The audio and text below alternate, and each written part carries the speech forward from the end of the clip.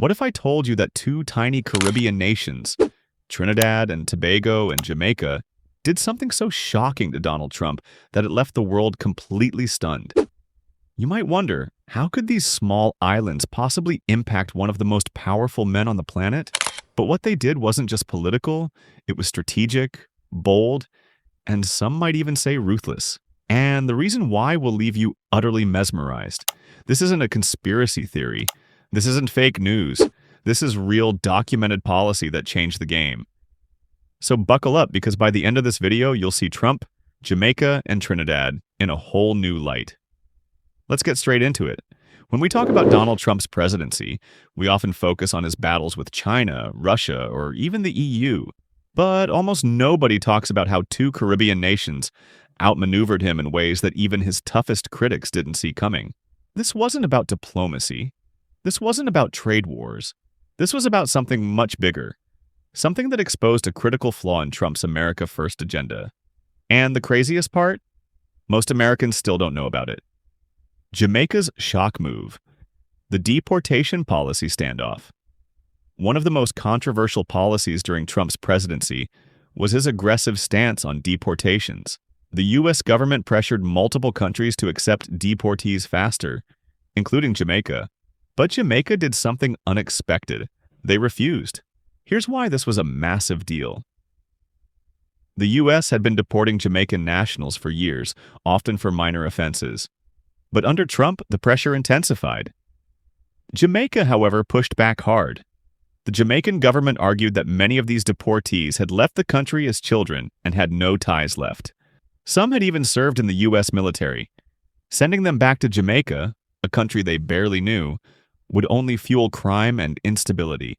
But Jamaica didn't just say no.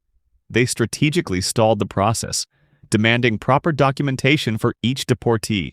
This created a bureaucratic nightmare for U.S. immigration authorities. The U.S. couldn't just dump deportees on Jamaican soil without proof of citizenship, and Jamaica made sure of it. Why was this such a slap in the face to Trump? Because it exposed a critical weakness in his immigration crackdown. He could bully larger nations with trade threats, but small countries like Jamaica found ways to resist without direct confrontation. It was a masterclass in passive resistance, and it worked. Deportations to Jamaica slowed significantly, and the U.S. had to negotiate rather than dictate. Now let's talk about Trinidad and Tobago, a country Trump likely never paid much attention to until they hit him where it hurt. Energy.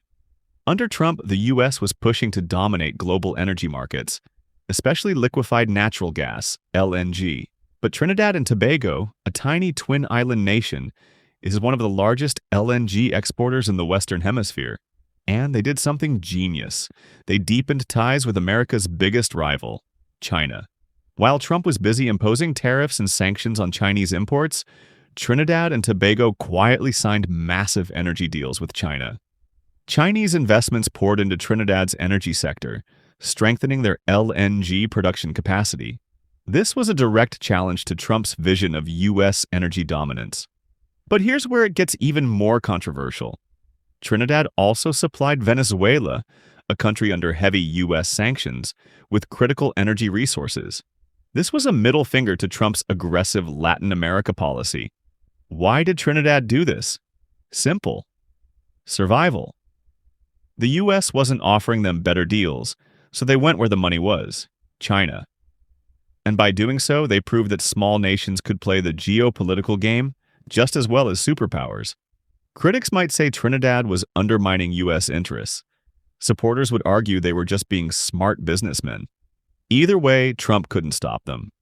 When the Trump administration rolled out its hardline immigration policies, one of its most aggressive tactics was the threat of visa sanctions against laissez countries that refused to accept deported nationals.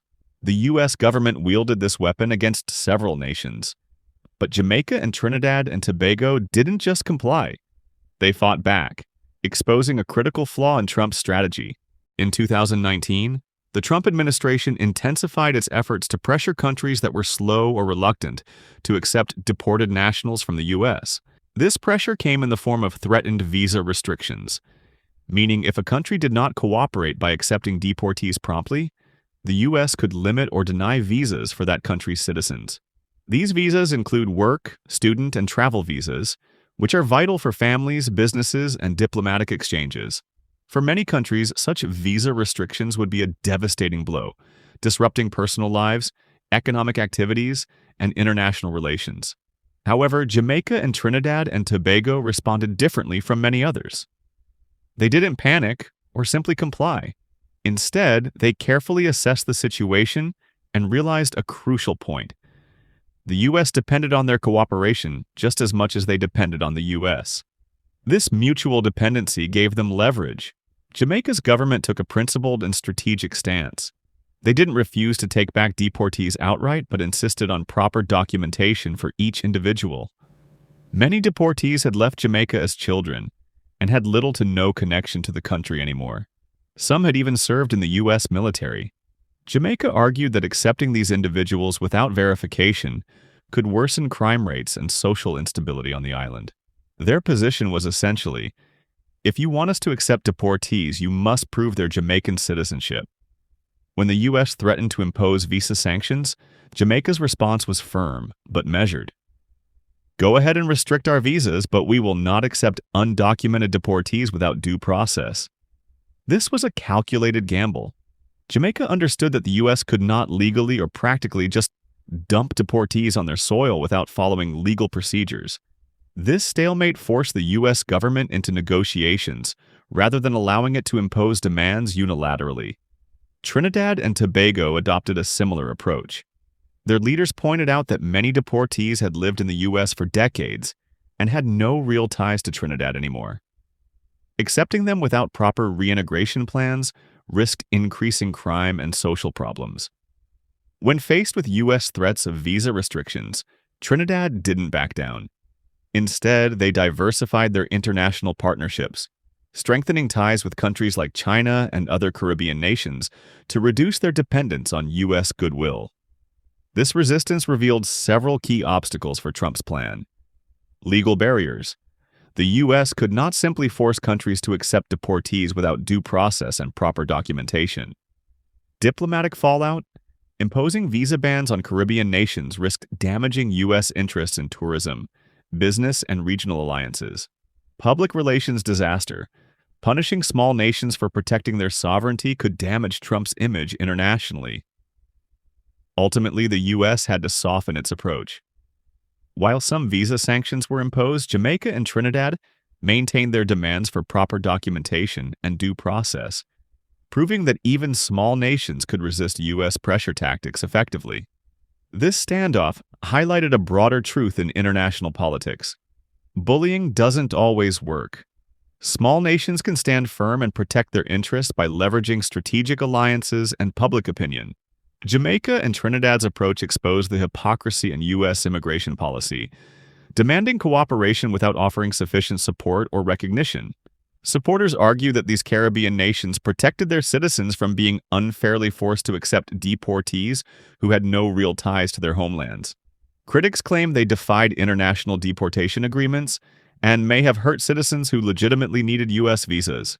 Either way, this episode was a rare moment where Trump's intimidation tactics met their match, and the world took notice of how small nations can outmaneuver even the most powerful countries through strategic diplomacy and resolve.